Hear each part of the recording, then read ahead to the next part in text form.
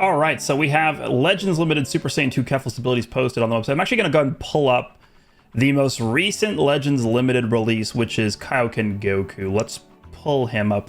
Yeah, I mean, this is actually kind of not like the best comparison. The reason why I was going to pull him up is because he's the most recent Legends Limited character, and I think it would be good to just compare both the units, but this is a transforming character. Let's just pull him up anyway. Let's just have a reference. I'll look at the base form of this guy, and we'll kind of look at like the starter abilities and all that kind of stuff with what Kefla is doing here. So let's go in here and see what Kefla is doing. They got to put the web store promotion in here right away. Yep, thanks. Use the code, dude. What is it, like rival or global or something? Overwhelm opponents with a flurry of attacks. Legends Limited Super Saiyan 2 Kefla joins the fight. Okay, so it does sound like she is going to be more of an offensive character, which I would argue is not what Universe Reps needs. Universe Reps really needed a super tank. All right, so strengths. Unique gauge enables overwhelming power. The unique gauge starts as a charge type, but once it reaches max, it'll become a release type. So this is exactly, well, it's not exactly like Ultra Cell, but it's close. Cells starts as a time type and then becomes a release type. Kefla's, you charge it by charging. So it's similar to the Saiyan Saga Vegeta, actually. Saiyan Saga Vegeta does have a charge type unique gauge, but his, you get rid of it, you refresh it by using a strike or a blast card. Kefla's just automatically becomes a release type. While it's release type, you'll get a massive boost primarily to your offenses with a 40% damage buff and more. Okay, I do actually like charge type gauges because it synergizes really well with the dynamic area battle system. If you are overcharging and you're trying to build up your overdrive meter and you're trying to, like, you know, maintain your footing in neutral and mid-range with a character, at the same time as you do that, you could also be doubling up on charging up your charge type unique gauge. I think I actually do like that. Excellent evasive abilities. Get a boost to damage and restore the vanishing gauge every time you use a strike or a blast arts. Okay, so it sounds like she's stacking damage and she's getting her vanish back. Plus, the vanishing gauge will be restored by 70% when you perform a vanishing step. Toy with your opponents and take back your turn for offense. Okay, restoring vanish by 70% when you vanish is good. But there is a huge, massive difference between 70% and 80%. 80%, just for reference, 80% vanish restore when you vanish, that's Blue LF17's unique gauge ability. So when Blue 17 has his unique gauge fully built up and you vanish, you get your gauge back by 80%. But the way the game works is during the vanish animation, because of how high of a percentage 80% is, you restore 80% of the unique gauge, but then during the animation of the character traveling from where you were to actually vanishing the opponent, that is actually enough time to fill up the remaining 20% of the gauge. So you technically, 80% is basically, for all intents and purposes, the same as 100%. 70% is not the same. 70%, if you vanish somebody's attack with 70% vanish when you vanish, you're actually not going to have enough time to immediately get back the remaining part of your gauge. So we'll see how that ends up looking, but there is, again, I'll just mention this, a huge difference between 70 and 80%. Special arts that draws an ultimate. Okay, so she could draw multiple ultimates. Draws an ultimate arts with one time, use it to deal big damage right from the start of battle. Reminds me of like Green Trunks, when Trunks first becomes, first shows up in the series when he fights Mecha Frieza. That LF Green Trunks, who ended up not being very good when he dropped and also ended up not being very good when he Zenkai Awakened. That guy also draws an ult with his green once. Actually, I think he does it twice. But yeah, this Kefla looks like it has the same ability. Have a blast, battling powerful opponents with your exceptional speed and power. Okay, it does not mention... I actually really don't like that they do this, and this is something I've talked about many times. When they do an actual Legends information, they post if the character is a melee type or a range type. For whatever reason, on the official website, when they give us the full kits, they post the color, which is green, which, you know, I said this, I think the character's going to be green. Everybody, no way, another green. They would never do that. I kind of know what I'm talking about, but sure. Tags are Girls, Saiyan, Universe 6, Patara, Super Saiyan 2, Fusion Warrior, Rival Universe, and Universe Rep. And then she is on, of course, Universe Survival Saga. I wish they would just post what type of character she is. I am going to assume that she's going to be melee type because I think they're trying to make her to work well with Super Vegito, which, again, is one of the main reasons why I said I thought she'd be green, and most people didn't agree with that, so just saying. All right, sorry, I had to upload the reaction video. Let's see. So 14 stars Z ability is... Okay, so it looks like she's probably going to be a strike character, which is good. I think that's going to help her teams more than if she was a blast character. I guess it's possible she's defense, but usually with defense types, they give double defense. 38% strike attack, 30% blast defense, and then she gives blast attack for Universe Reps in particular. Okay. Blast armor on strike. Blast is just normal. Has a blast arts card that restores health when used in the low area. Okay, I mean, in that case, I expect it to be like 5% or something. 10%? If it's in a particular area, because I think we already have blast cards and strike cards that restore like 3% health. So if they're going to particularly want you to be in an area to use or get the effects of this, it's got to be like 5 or 10%. Imagine if 10%, that's a lot. But I am happy they're starting to implement more area-specific effects on these.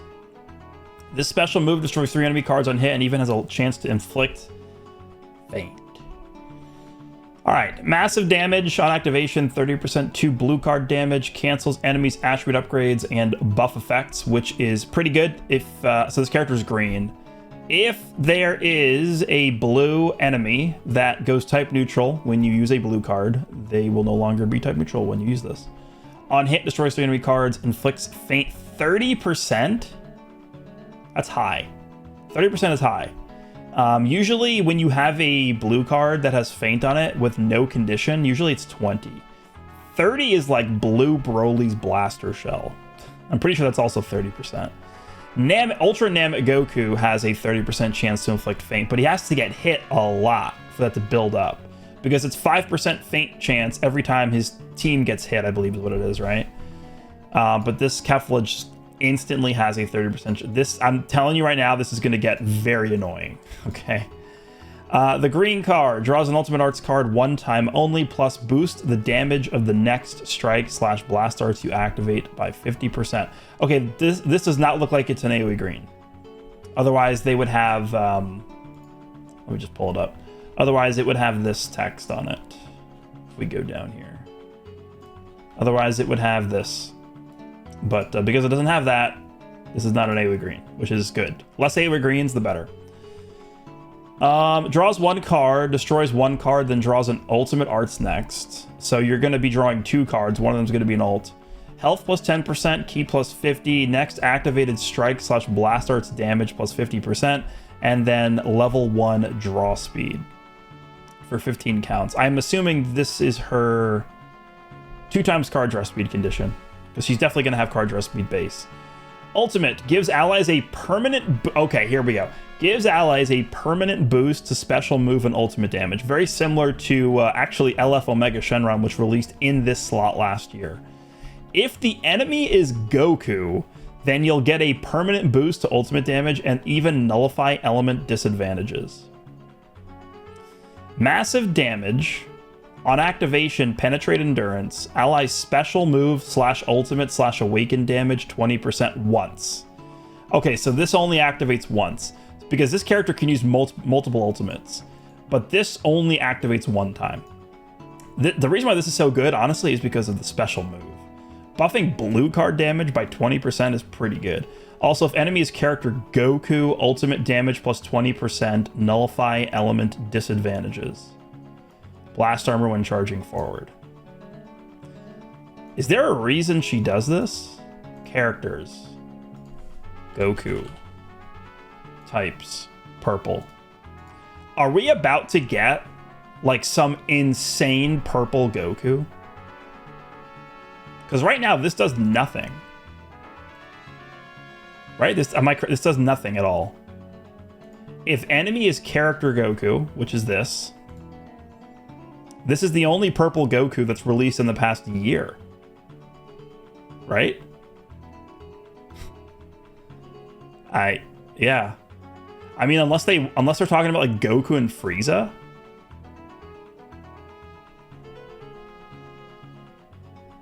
Is that what they're trying to do with this?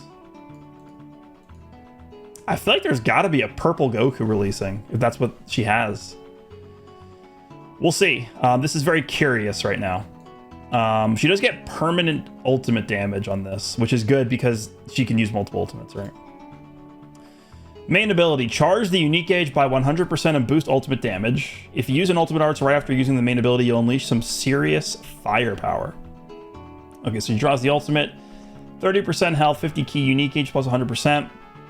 Ultimate damage plus 30%, but it is cancelable. And then cancels after attribute downgrades in normal conditions. Okay, this is probably the best part about this, honestly. We'll see. She does have a charge type unique gauge. So you're going to have to charge to get it maxed out. We'll see how hard it is to get it filled up. We'll see how long it takes for it to fill up. Starter ability, boost the damage guard of tag Universe Rep allies. Can you guys think about why they did this? Damage plus 270%, damage guard 180%, key recovery 60%, draw speed, minus 10 to strike blast special move arts cost, gradually restores health, and then universe rep damage guard 15%. So she's basically got 195% damage guard. The reason, by the way, why they did this is because if we go into, let me get rid of this. Actually, I can just go here. If we go into the universe rep characters that have released recently, let's just take like these two into consideration here. This Goku, this is not enough. We are like, it's crazy to think about this, but we are significantly past this. 175% damage guard is, you get melted in 2 seconds. Okay. Kale and Kefla, look at this. I mean, they get damage guard when they tag switch, but look at this. 150. This character gets one-shotted. You can't have 150% damage guard. We're past this. We're past this. So I think this is kind of them compensating for not really accounting for how much damage guard you actually need right now. Where have we seen this before? It is the DB celebration. I will just remind you guys. And again, I've said this a million times and people are probably sick of me saying this, but I'm saying it because it's true and because this is something that's going to continuously pop up. I mean, they gave us Demon King Piccolo. LF Demon King Piccolo dropped with 130% damage guard. He dropped in April. We're talking 3 months ago. He dropped with 130% damage guard. They ended up buffing him to 160%. And then the anniversary part 1 characters, 175%. Guess what? This ain't good enough. Even this is not even close. It's not even close.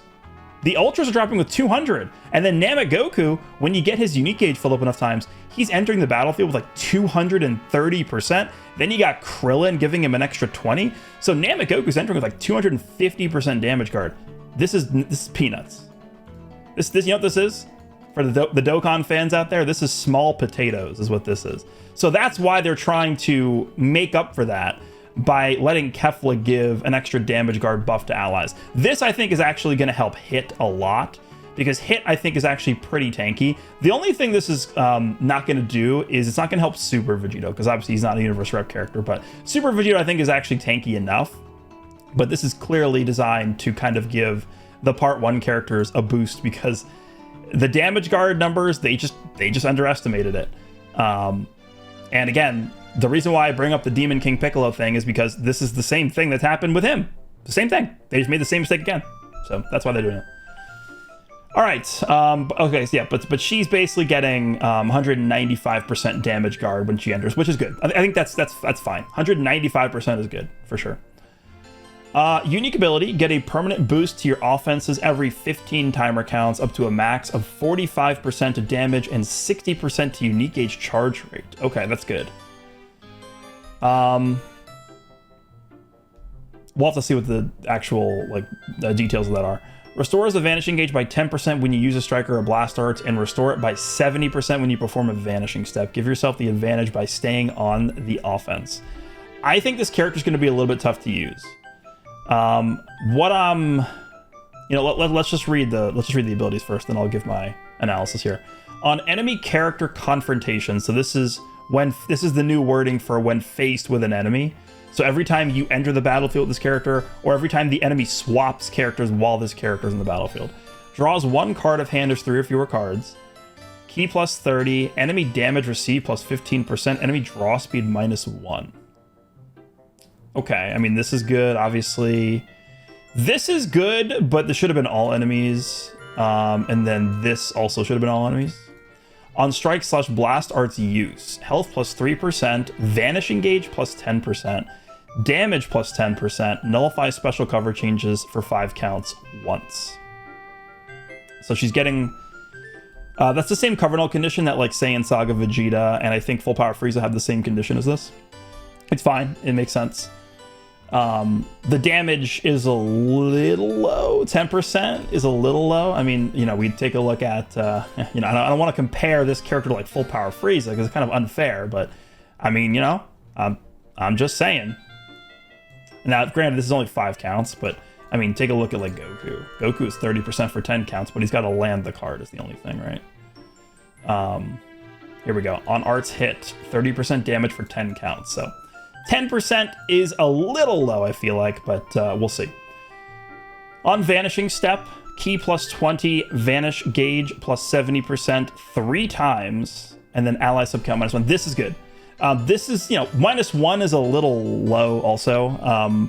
This is an ability that really, I think, was super mega strong, actually, on the Zenkai Sword of Hope Trunks. It was really good on him.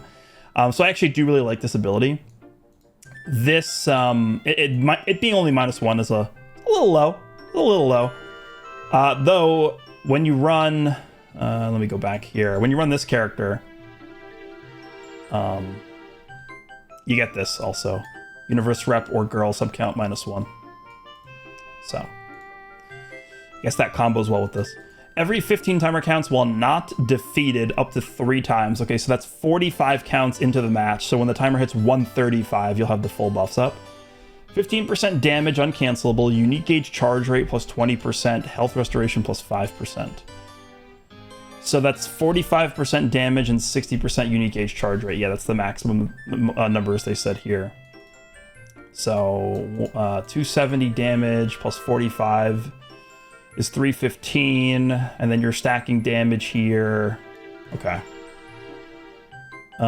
When hit by enemy arts 1 time, and then it switches, it resets when she switches, destroys 1 enemy card, enemy key -30, all enemy blast arts power -15%, specifically blast. Specifically blast. So when she enters, she's lowering draw speed. Lowering draw speed and destroying a card and enemy key -30. This is a strong combo right here. This is actually what Namek Goku has. Namek Goku is killing cards and he's lowering draw speed. This combo is very powerful because it's a double whammy, right? You're killing cards and you're making it hard for your opponent to draw cards at the same time. That is a good ability. Also, if unique gauge is release type, unique gauge plus 30%. So if you get hit by an arts card when your unique gauge is a release type, you're actually extending the release type window of the gauge, is what this is saying. When on battlefield, an enemy activates special move, ultimate, awakened arts, or rising rush, health plus 30% 3 times, unique gauge plus 50%, ally subcount -5. Okay. This is fine. You know what? This is much better with Super Vegito. Like, I'm just trying to think, like, who are you swapping into on the Universe Rep team to eat the ultimate? Who's tanking the ultimate from, like, any good character? This guy, I guess? I don't know, like, Hit, I guess? Hit could probably tank it from most characters. Depends, I guess. When not defeated, an enemy activates ultimate/awakened arts, cancels enemies' buff effects. So this is, this activates on standby. This is strong. This is pretty strong here. This is the same exact effect that, like, I think it was... Who had this in the anniversary? I know Tree of Might Goku had that, but, like, who was the character that had that? And someone has that. I'm blanking on who had this. It's like such an obvious thing, but I'm blanking on who had it. But somebody had it during the anniversary, I'm pretty sure. But this is the Tree of Might Goku effect right here. So if an enemy has endurance nullification and they rush you, you're not going to have your endurance nullified because the buff's going to be deleted. And then same thing with the ultimate as well. This is good. The character doesn't have to actually be on the battlefield for this to activate. Special cover changes against a strike. We saw this. Unique gauge. This unique gauge starts as charge type, then changes to release type when it becomes full. When it's release type, you'll get a massive boost to your offenses with buffs to damage, critical rate, and more. Okay, so let me just quickly... The first thing I want to see is how long does this take to charge? Rapidly. Is that blue Kaioken Goku? Where are you? Right here. Is this blue Kaioken Goku? Where is the... Yeah. Rapidly restores unique gauge. What is Vegeta? The Saiyan Saga Vegeta.